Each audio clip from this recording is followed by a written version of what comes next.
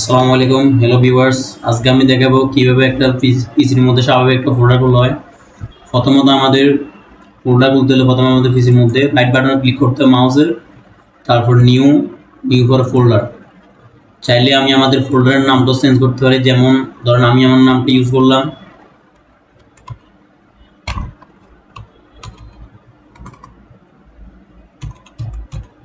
আমি আমার নামটা দিলাম।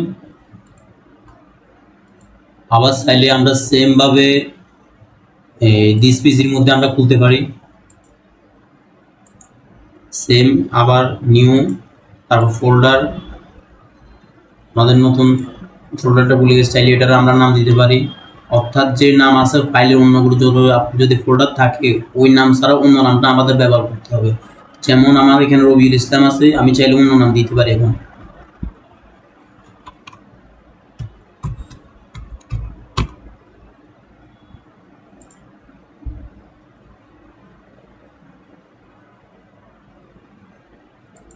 এই আমাদের ফাইলটা খুলে গেছে। এইভাবে সাধারণ একটা পিসির মধ্যে ফোল্ডারগুলো হয়।